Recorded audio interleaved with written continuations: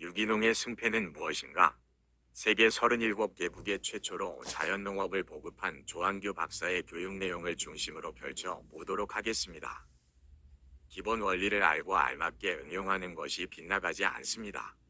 누구나 우리 건강에 좋은 유기농으로 재배도 하고 수익이나 수확량도 많게 할 수 있는 방법을 원하고 있습니다.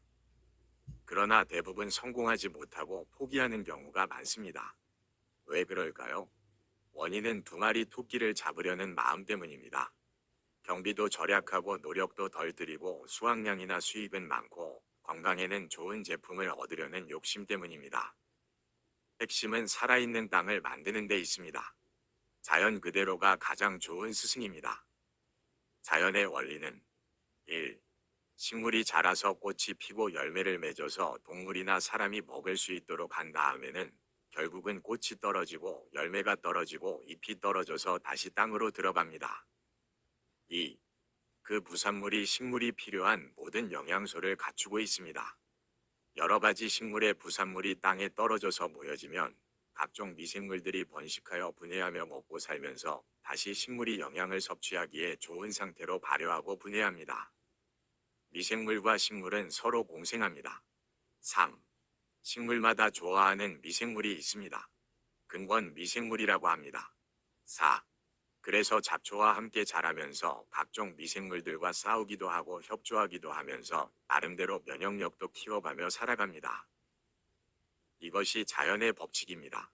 이 자연농업의 원칙을 현실에 알맞게 응용하면 되는 것입니다. 응용하는 방법은 1. 가축 분뇨나 화학 비료가 아닌 낙엽이 제일 좋은 퇴비입니다. 이것이 제일 어려운 과제입니다. 화학 비료를 제외한 가축 분뇨나 나무를 제재한 톱밥이나 폐목을 섞여서 만든 재료와 식물 기름을 짠 깻묵과 같은 찌꺼기와 폐 어분을 섞어서 만드는 것이 좋은 퇴비로 이용되고 있습니다. 그러나 낙엽보다는 좋지 않습니다. 2. 다음은 잡초와 함께 키우는 것입니다. 그러나 잡초는 식물보다 성장도 빠르고 억세기 때문에 키가 큰 과수에는 적용이 가능하지만 잎 채소에는 햇빛을 가리므로 생산성이 떨어져서 응용하기가 어렵습니다. 그래서 잡초를 방지하는 제초 매트를 이용하여 풀이 나는 것은 방지하면서 잡초와 같이 키우는 토양의 생태계를 만들기 위하여 미생물을 배양하여 살포하여 줍니다. 토착 미생물을 배양하여 주는 것이 가장 좋은 방법이지만 쉽지 않은 관계로 요즘은 미생물연구소에서 지자체마다 미생물을 배양하여 공급해 주기도 합니다. 곡성군과 같이 토착 미생물을 배양하여 주는 곳도 있고 EM이나 BM 활성수를 배양하여 주는 곳도 있고 별도로 유산균, 효모균, 클로렐라균, 광합성균, 고초균을 배양하여 주는 곳도 있습니다. 잡초와 같이 키우는 환경을 땅속에 만들려면 일주일에 한 번씩은 미생물을 살포해야 됩니다. 3. 이렇게 준비하여 재배하면 식물들이 강하여 질병이나 해충의 피해가 적어서 농약을 사용하지 않고도 재배가 가능하기도 하지만 식물마다 특성이 있어서 특히 해충에 약한 식물이나 균에 약한 식물들이 있습니다. 이때에는 일반 화학 농약이 아닌 식물성으로 만든 친환경 농약을 사용하여 재배를 합니다. 요즘 유기농 재배를 이 정도 수준에서 응용을 하는데 가장 중요한 것은 앞에서 말한 자연 그대로의 낙엽입니다. 이 점이 부족하기 때문에 친환경 농약의 사용이 많아지고 많이 빗나간 사람들은 결국은 실패하고 유기농을 하지 못하는 사람들이 많이 있습니다. 제가 하는 방법을 잠깐 설명을 드리면 다행히 보성군에 가는 길에 가로수가 100년에 가까운 메타세콰이어 나무로 10km 이상 되어 있어서 낙엽을 구하기가 쉽고 나무의 수령이 많기 때문에 땅속 깊은 곳에 미네랄이나 무기물이 풍부한 조건이 갖추어져 있습니다. 잎이 가늘어서 완숙퇴비를 만들기 위하여 발효시키는 데 필요한 수분 70%를 맞추기도 쉽고 혼합하기도 쉽습니다. 환우들이 마시는 유기농 녹즙과 과즙의 찌꺼기가 또한 좋은 재료입니다. 생태계 화장실도 만들어서 유기농으로 식사를 한 사람의 면을 퇴비로 이용합니다. 그러나 대부분의 사람들이 힘이 들고 인건비 때문에 적당히 하려는 사람들이 많습니다. 또 한 가지 주의할 점은 잡초 방지 매트입니다. 일반 비닐로 된 제품이나 부지포와 같은 제품은 가격은 저렴하지만 빗물이나 미생물 제재를 줄 수가 없고 액비도 만들어서 줄 수가 없습니다.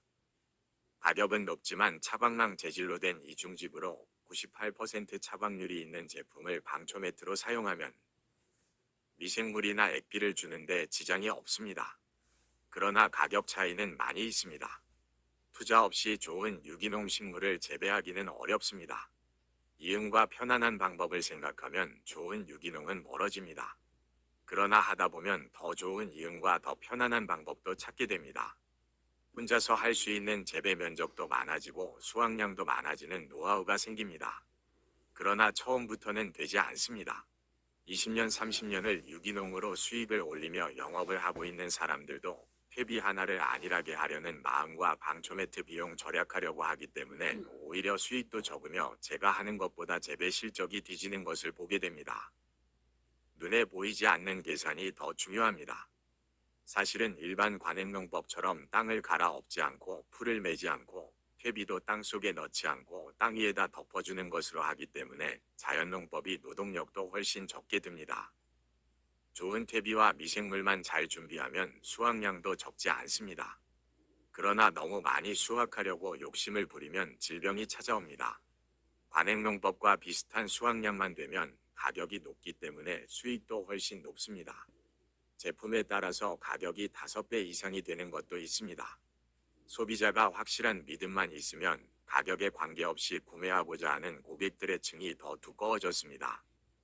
수입에 눈이 어두워지면 오히려 수입도 줄고 고생은 더 하게 됩니다. 건강에 좋은 식물을 재배하겠다는 일념으로 하면 자동으로 수입도 올라갑니다. 이것이 세상 이치인 것 같습니다. 잘 참고하셔서 성공적인 유기농 재배가 이루어지기를 소망합니다. 끝까지 시청해 주셔서 대단히 감사합니다. 안녕히 계십시오.